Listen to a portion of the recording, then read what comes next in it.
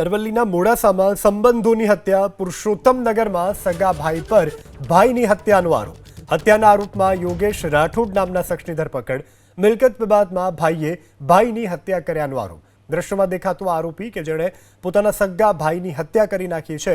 અરવલ્લીના મોડાસાની આ ઘટના છે કે જ્યાં પુરુષોત્તમનગરમાં રહેતા ભાઈએ મિલકત બાબતે પોતાના ભાઈની હત્યા કરી નાખી છે.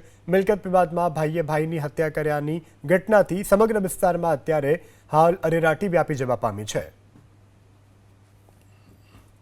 પુરુષોત્તમનગર સોસાયટીમાં રહેતા રોહિતભાઈ ઈશ્વરભાઈ રાઠોડ એમને એમના મોટા ભાઈ છે યોગેશ ઈશ્વરભાઈ રાઠોડના હોય નોકરી બાબતે અને મિલકતના હિસાબ બાબતે એમની સાથે બોલાચાલી કરેલી અને છાતી ઉપર લાત મારેલી અને એનું ગળું દબાવી દીધેલું અને જેના કારણે રોહિતભાઈનું મૃત્યુ થયેલ છે.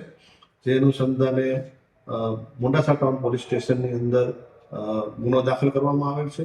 મરણ જનારનું પીએમ કરવામાં આવેલ છે તથા આરોપીને રાઉન્ડ અપ કરી લેવામાં આવેલ છે અને આગળની તપાસની કાર્યવાહી હાથ ધરવામાં છે.